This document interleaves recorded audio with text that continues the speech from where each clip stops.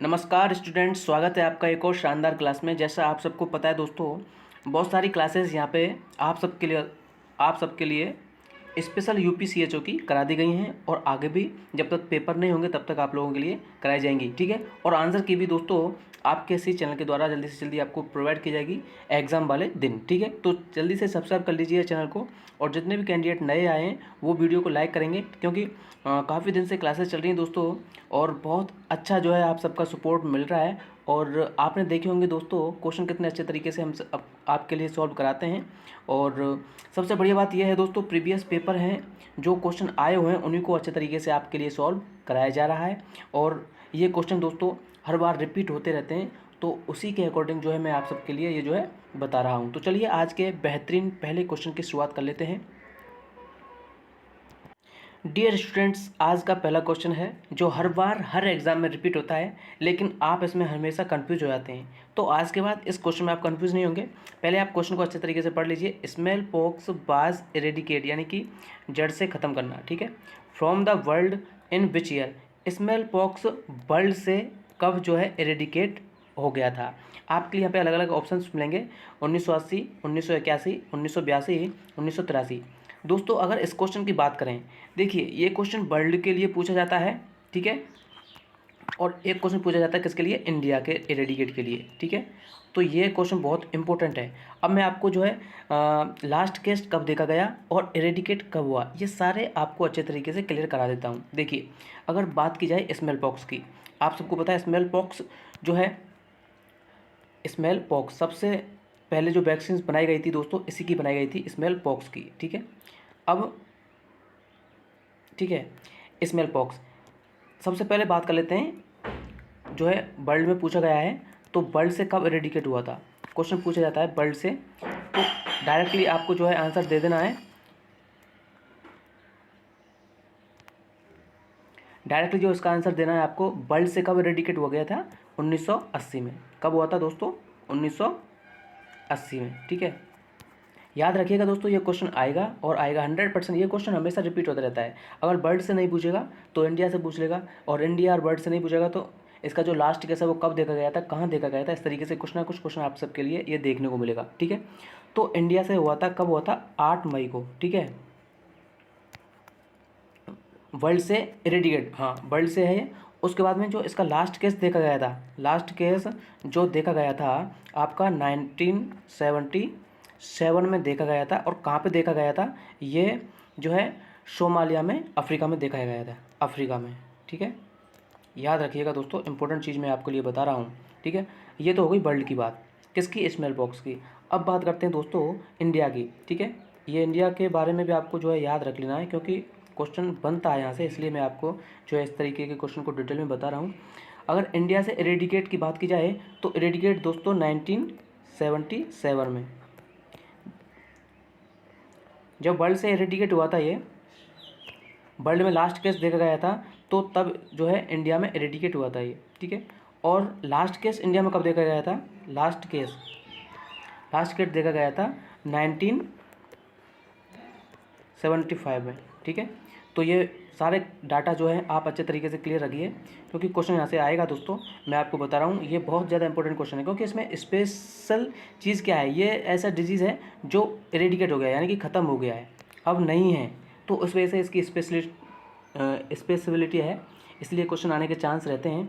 और सबसे जो इरेडिकेट होने के जो कॉज थे यहाँ पे वो क्या क्या थे, इसमें कोई भी कैरियर नहीं था, जो कैरियर जो रोग फैलाते हैं ना, कैरियर नहीं था, इसलिए जल्दी इरेडिकेट हो गया था, ठीक है।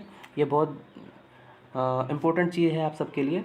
और जो इंडिया में लास्ट केस देखा गया था, इंडिया में वो कहाँ देखा गया था, यहाँ से भी क्वेश्चन बन सकता है। तो ये वो आया था दोस्तों बिहार में लास्ट केस, ठीक है, बिहार में लास्ट केस देखने को मिला था। अब इसकी जो वैक्सीन्स की बात की जाए दोस्तों, सबसे पहले जो वैक्सीन बनी थी इसकी, स्मेल पॉक्स की जो वैक्सीन बनी थी सबसे पहले बनी थी, कब बनी थी, 1798 में जो है इसकी वैक्सीन्स बनी गई थी। किसके द्वारा बनी गई थी, एडवर्ड जेनर के द्वारा, ठीक है, लिख लीजिए इसको, एडवर्ड। दोस्तों इंपॉर्टेंट चीज़ मैं आपके लिए करा रहा हूँ, एडवर्ड जेनर, ठीक है। बहुत इंपॉर्टेंट चीज़ है ये, इसको आप याद रखिए हमेशा। जो भी मैंने स्मेल पॉक्स से रिगार्डिंग जो भी चीज़ें बताई हैं ये बहुत ज़्यादा इंपॉर्टेंट है। और स्मेल पॉक्स की जो वैक्सीन्स बनी थी 1798 में, और कैसी वैक्सीन है ये, लाइव वैक्सीन है। ठीक है, एक एक पॉइंट को लिख लीजिए, हर एक क्वेश्चन आप सबके लिए बहुत ज़्यादा इंपॉर्टेंट रहने वाला है। ठीक है, क्योंकि यहाँ से क्वेश्चन आता है दोस्तों, इसलिए मैं इस क्वेश्चन को करा रहा हूँ, क्योंकि काफ़ी लोग इसका जवाब दे देंगे लेकिन कन्फ्यूज बहुत रहते हैं, क्योंकि इरेडिकेट का क्वेश्चन पूछा है या फिर जो है लास्ट केस का ऑप्शन पूछा है। इस तरीके से आपके लिए ऑप्शंस यहाँ पे पूछे जाते हैं। ठीक है, तो इसका जो करेक्ट आंसर होगा क्या होगा, यहाँ पर पूछा है इसमें smell pox eradicate from the world is, तो इसका जो करेक्ट आंसर होगा ऑप्शन ए होगा। ठीक है, ऑप्शन ए इसका करेक्ट आंसर होगा। ठीक है, उम्मीद करता हूँ दोस्तों अच्छे से क्वेश्चन समझ आ गया होगा। ठीक है, वीडियो को लाइक कर दीजिए, जो भी कैंडिडेट हैं देख रहे हैं वीडियो प्लीज़ लाइक करेंगे। नेक्स्ट क्वेश्चन आपका, नेक्स्ट क्वेश्चन बहुत ही शानदार क्वेश्चन दोस्तों आपकी बार में लेके आया हूँ आपके लिए, बहुत ही अच्छे तरीके से क्वेश्चन जो एग्ज़ाम में आ चुके हैं और हर बार आने के चांस रहते हैं, और नहीं तो दोस्तों इन ऑप्शंस में से आपके लिए अलग अलग क्वेश्चन देखने को मिलेंगे, वो आप सब अच्छे से समझ में आ जाएंगे। ठीक है, तो नेक्स्ट क्वेश्चन क्या है आपका, commonest side effect of copper T. देखिए कॉपर्टी के बारे में मैंने आपके लिए सारी चीज़ें बता रखी है अच्छे तरीके से। अगर आपने हमारी पिछली वीडियोस नहीं देखी हैं तो जाके ज़रूर देखें, क्योंकि सारे क्वेश्चन आप सबके लिए वो करा रखे हैं जो एग्ज़ाम में आएंगे और हर बार आ चुके हैं। तो कॉपर्टी, कॉपर्टी एक कॉन्ट्रासेप्टिव है। कॉपर्टी भी जनरली कई प्रकार की होती हैं, 3 प्रकार की होती हैं। ठीक है, हार्मोनल, नॉन हार्मोनल, इस तरीके से क्वेश्चन पूछा था, कौन सी कॉपर्टी हार्मोनल है, कौन सी कॉपर्टी नॉन हार्मोनल है, और मेटेलिक है, मेडिकल है। इस तरीके से क्वेश्चन बहुत आते हैं जो मैंने आपको पिछले वीडियोज़ में बता रखे हैं। ठीक है, अब इसमें क्या पूछा गया है, commonest side effect of copper T. देखिए कॉपर्टी का कॉमनेस्ट साइड इफेक्ट अगर क्वेश्चन पूछा जाए, कॉमनेस्ट साइड इफेक्ट, तो इसका जो करेक्ट आंसर होगा, देखिए मैं आपके लिए यहाँ पे 2 चीज़ें बताऊँगा जो कि बहुत ज़्यादा इम्पोर्टेंट है। मोस्ट कॉमन, कॉपर्टी का मोस्ट कॉमन साइड इफेक्ट लिख लीजिए दोस्तों इनको, बहुत इंपॉर्टेंट चीज़ मैं आपके लिए बता रहा हूँ, साइड इफेक्ट। ठीक है, और दूसरी चीज़ क्या है, मोस्ट कॉमन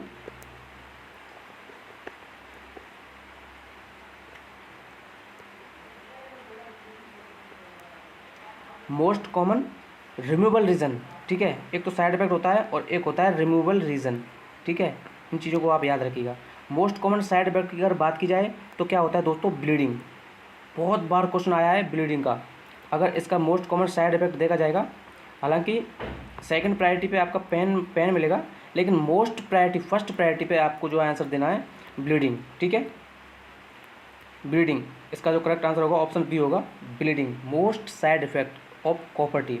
अगर रिमूवल का जो है मोस्ट कॉमन साइन देखेंगे तो पेन, रिमूवल के लिए पेन आएगा, और जो है साइड इफेक्ट के लिए क्या आएगा, ब्लीडिंग आएगा। इंपॉर्टेंट चीज़ें दोस्तों लिख लीजिए इनको, क्योंकि क्वेश्चन से यहाँ से भी आएगा। जो भी नए स्टूडेंट्स हैं, क्योंकि जो पुराने स्टूडेंट्स हैं उनको पता होगा, लेकिन जो नहीं जानते हैं वो इस चीज़ को लिख लीजिए। जो भी नए स्टूडेंट्स हैं या फिर जिनको नहीं पता है, ये क्वेश्चन यहाँ से बनता है, इसलिए मैं आपके लिए बता रहा हूँ, क्योंकि इंपॉर्टेंट चीज़ जो मेन पॉइंट हैं उनसे रिगार्डिंग ही जो है मैं आपके लिए वीडियो लेके आया हूँ। ऐसा फालतू की चीज़ें आपके लिए जो है नहीं बताऊँगा। ठीक है, तो कॉमनेस्ट जो आप सबके लिए साइड इफेक्ट है वो कॉपर्टी का, वो ब्लीडिंग होने वाला है। ठीक है, और जो पेन है इसका जो मोस्ट कॉमन कॉज है वो रिमूवल का है। अगर पेन होगा तो मोस्ट कॉमन कॉज जो है कॉपर्टी को रिमूव किया जाएगा। ठीक है, इंपॉर्टेंट चीज़ है।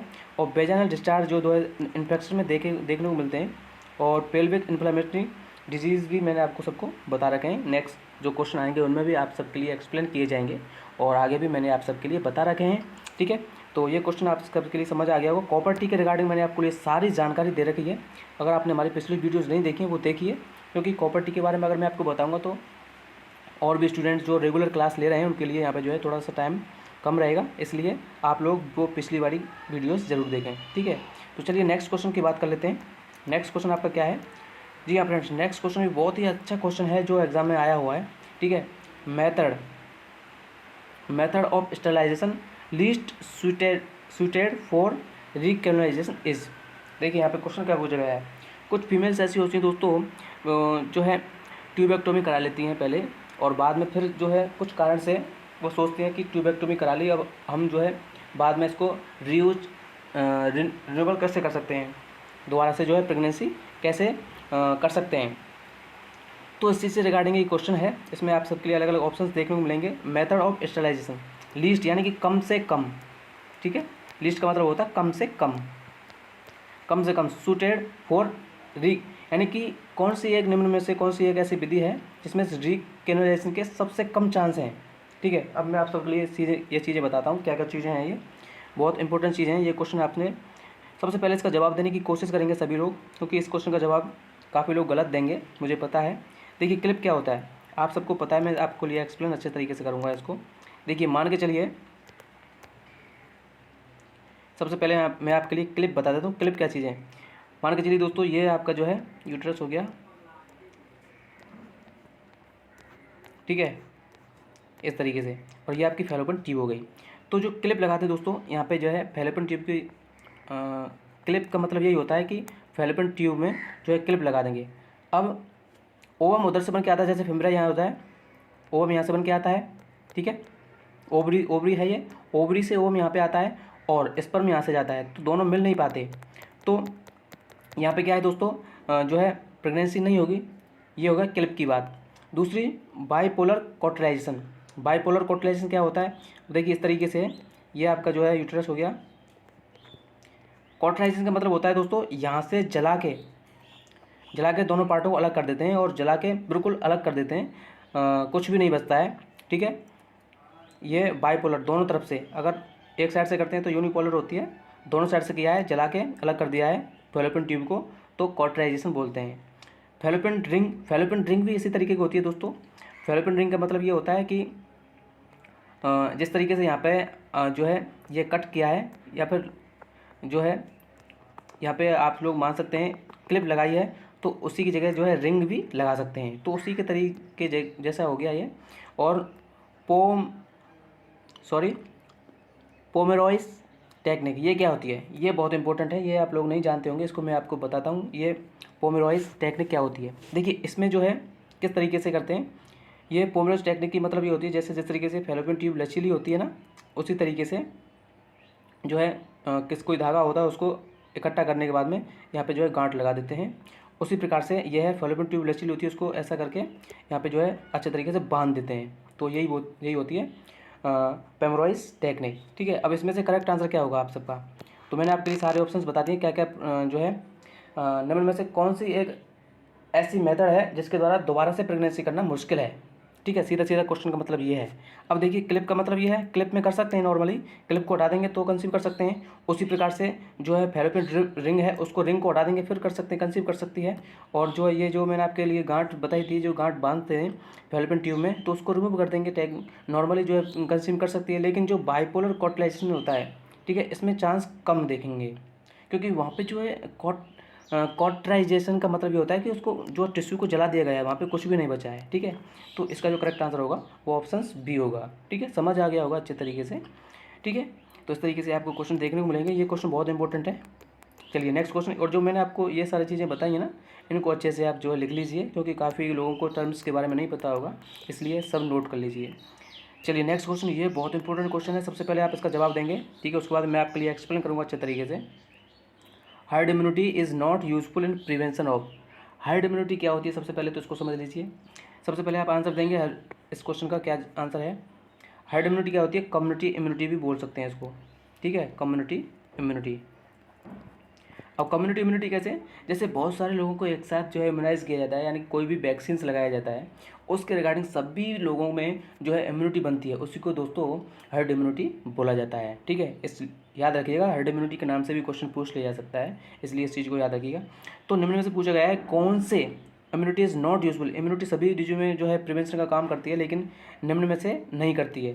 तो पहला ऑप्शन क्या है आपके लिए, पोलियो। दूसरा क्या है, रूबेला। तीसरा क्या है, टेटनेस। और चौथा क्या है, मीजल्स। तो इसका जो करेक्ट आंसर होगा दोस्तों टेटनेस। जो herd immunity is not useful for tetanus. अगर टेटनेस आपका ऑप्शन में नहीं होता तो वहाँ पे आंसर क्या होता आपका, अगर रेबीज होता तो रेबीज होता दोस्तों, ठीक है, क्या होता, रेबीज। तो इंपॉर्टेंट क्वेश्चन है, बहुत ज़्यादा इंपॉर्टेंट क्वेश्चन, इसलिए मैं दोस्तों कहता हूँ आपसे वीडियो कंटिन्यूस देखते रहिए, और मैक्सिमम क्वेश्चन आपको यहीं से देखने को मिल जाएंगे। और आप अपनी स्टडी कंटिन्यूस रखिए, जो भी आप क्वेश्चन की तैयारी कर रहे हैं या फिर थ्योरेटिकल पोर्शन पढ़ रहे हैं, लेकिन अब आप सबके लिए जो है जितने भी आप अगर क्वेश्चन पढ़ेंगे तो वो आपके लिए बेटर होने वाला है, जो मैक्सिमम क्वेश्चन पढ़ेंगे वो शानदार रहेगा आपके लिए। और क्वेश्चन प्रैक्टिस कीजिए दोस्तों, सेट भी लगाइए। आप अगर यूपीसीएचओ के क्वेश्चन आपने खरीद रखे हैं तो वो कीजिए आप, क्योंकि बहुत ज़्यादा इंपॉर्टेंट चीज़ें हैं ये। और इंपॉर्टेंट क्वेश्चन करोगे आप तो आपके लिए एक्सपीरियंस भी होगा और आप क्वेश्चन गलत नहीं करोगे, ठीक है। तो यहाँ पे जो करेक्ट आंसर का टिटनेस होगा, और टिटनेस अगर ऑप्शन में नहीं होता, रेबीज होता, तो आपका करेक्ट आंसर रेबीज होगा, ठीक है। हर्ड इम्यूनिटी इन दोनों के लिए ही जो है यूजफुल नहीं होती है, ठीक है। हर्ड इम्यूनिटी मैंने आपको सबको बता दिया, कम्युनिटी में है।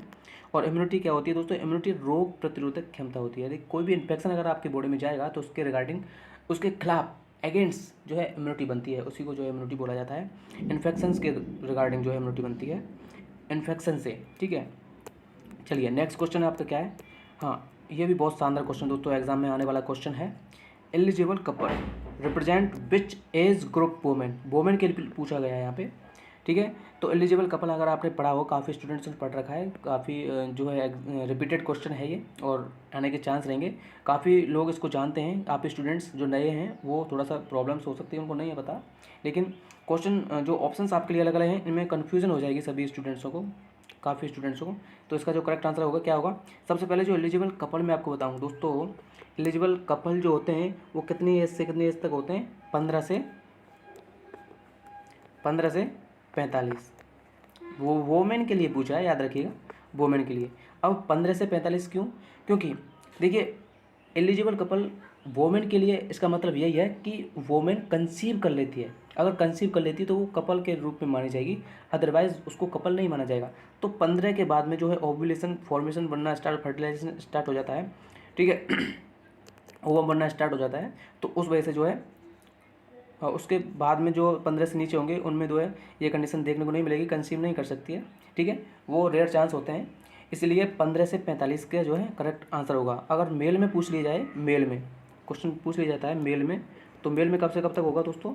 मेल में होगा 13 से 65। कितना? 13 से 65 लिख लीजिए इनको, ये क्वेश्चन आ सकता है आपके लिए। 13 दोस्तों ये स्पर्म बनने लग जाता है तब से। 13 से पहले स्पर्म बनता है लेकिन वो कुछ काम का नहीं होता है। 13 के बाद में जो स्पर्म है 13 से 65 के बीच में स्पर्म बन सकता है और वो एलिजिबल कपल बन सकता है, यानी कि जो है फर्टिलाइजेशन हो सकता है ओवम और जो है स्पर्म के द्वारा, ठीक है। ऐसा 13 साल के बाद में वहाँ पे देखने को मिलता है, ठीक है। इसीलिए मेल के अकॉर्डिंग, जो मेल में अगर बात की जाए एलिजिबल कपल की तो 13 से 65 होगा, और फीमेल में बात की जाए तो 15 से 45 होगा। ये क्वेश्चन आ सकता है दोस्तों, लिख लीजिए इसको, ठीक है। तो इंपॉर्टेंट चीज़ है आप सबके लिए, तो लिख लीजिए इनको। और इसका जो करेक्ट आंसर होगा क्या होगा? ऑप्शंस के अकॉर्डिंग 15 से 45 है तो 10 से 45 गलत हो गया, 18 से 45 ज़्यादा हो गया, 15 से 49, ये इसका करेक्ट आंसर होगा ऑप्शंस के अकॉर्डिंग, ठीक है। राइट आंसर क्या होगा? Options B. चलिए नेक्स्ट क्वेश्चन देख लेते हैं। नेक्स्ट क्वेश्चन आपका क्या होगा? हाँ, ये भी बहुत शानदार क्वेश्चन है, इंपॉर्टेंट क्वेश्चन है। Global programme of immunisation started on. Global programme का, ग्लोबल का मतलब क्या होता है? ग्लोबल का मतलब पूरे वर्ल्ड में, ठीक है। वर्ल्ड प्रोग्राम ऑफ इम्यूनाइजेशन ये कब हुआ था दोस्तों? बहुत ही इंपॉर्टेंट है, बताइए, इसका जवाब दीजिए आप। चलिए देखिए, ग्लोबल की अगर बात की जाए, सबसे पहले इसको क्या किस नाम से भी जान सकते हैं ग्लोबल को? अगर ग्लोबल की बात की जाए, ये वर्ल्ड वाइड होता है, ठीक है, तो इसको दूसरे नाम से भी जान सकते हैं, एक्सपांडेड। एक्सपांडेड मतलब फैला हुआ, एक्सपांडेड लिख लीजिए, एक्सपांडेड प्रोग्राम ऑफ इम्यूनाइजेशन, ठीक है। कब हुआ था ये दोस्तों? 1974 में, याद कर लीजिए, 1970 लिख लीजिए। ये चीज़ें भूल जाते हैं दोस्तों अक्सर, इसलिए इनको नोट कर लीजिए और याद रखिएगा। सबसे पहले वर्ल्ड में 1974 में। अब इसी को दोस्तों जो है इंडिया में किस नाम से जाने लगा? इंडिया में ये कब हुआ था? इंडिया की बात की जाए तो इंडिया की कब है ये?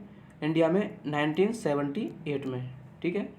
और इंडिया में इसको क्या जानना है? क्या? UIP, universal immunisation programme, UIP India में जाने लगा, ठीक है। इंडिया खुद का अपना है ये यूआईपी, यूनिवर्सल इम्यूनाइजेशन प्रोग्राम। ये कब हुआ?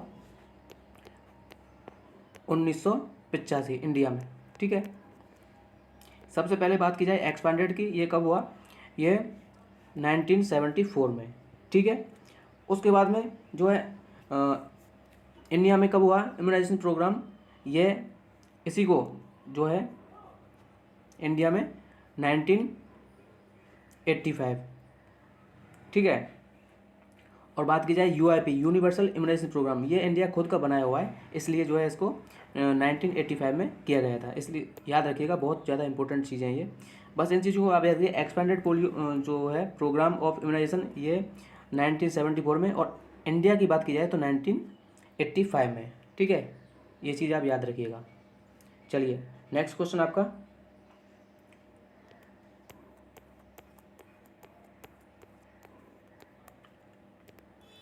नेक्स्ट क्वेश्चन क्या है? DMPA यानी कि Dampa is an injectable contraceptive given every. तो जो डंपा होती है ये आप सबको पता है इंजेक्टेबल कॉन्ट्रासेप्टिव है। कॉन्ट्रासेप्शन के बारे में मैंने आपको अच्छे तरीके से पढ़ा रखा है, पिछली वीडियो जाके देख सकते हैं। तो ये इंजेक्टेबल है, और ओरल कॉन्ट्रासेप्टिव पिल्स के बारे में मैंने आपको अच्छे तरीके से बताया, लेकिन ये इंजेक्शन के द्वारा ये दिया जाता है, IM दिया जाता है। ठीक है, IM 90 डिग्री एंगल पर दिया जाता है। ठीक है, डीप IM, और ये कितने समय के लिए होता है? 3 महीने के लिए होता है। ठीक है, डंपा डिपोर्ट मेट्रोक्सी प्रोजेस्टेरोन एसीटेट, क्या है इसकी फुल फॉर्म? इंजेक्टेबल कॉन्ट्रासेप्टिव है। डिपोर्ट लिख लीजिए आप इसको, डिपोर्ट मेट्रोक्सी प्रोजेस्टेरोन एसीटेट। ठीक है, एसीटेट लिख लीजिए दोस्तों, इंपॉर्टेंट क्वेश्चन है। और कितनी मात्रा में जो है दिया जाता है, और कितने महीने के लिए है? ये 3 महीने के लिए। कितनी मात्रा में दिया जाता है? 150 mg। कितना? 150 mg, इंपॉर्टेंट चीज़ है। और दूसरा जो इंजेक्टेबल होता है वो होता है नेट इन। ठीक है, लिख लीजिए इसको भी, नेट। दूसरा क्या होता है? नेट इन। ठीक है, ये भी इसी तरीके का होता है। और ये इसकी कितनी मात्रा होती है? ये 200 mg होता है। कितने टाइम के लिए होता है? ये 2 महीने के लिए होता है। ठीक है, इंपॉर्टेंट चीज़ है, लिख लीजिए इनको।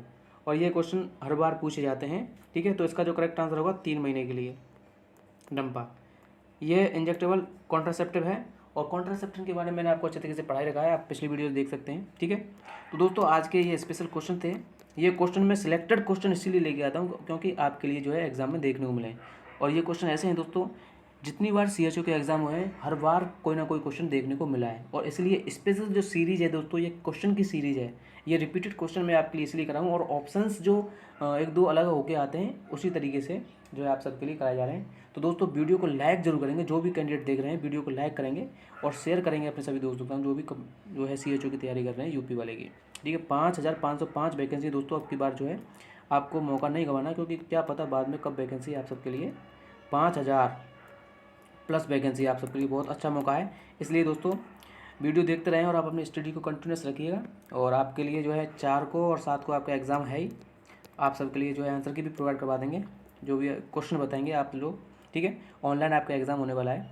तो अभी के लिए इतना ही। वीडियो अगर अच्छा लगा है तो लाइक करेंगे, शेयर करेंगे अपने सभी दोस्तों के साथ में। धन्यवाद फ्रेंड्स, स्टूडेंट्स सभी को। जय हिंद, जय भारत।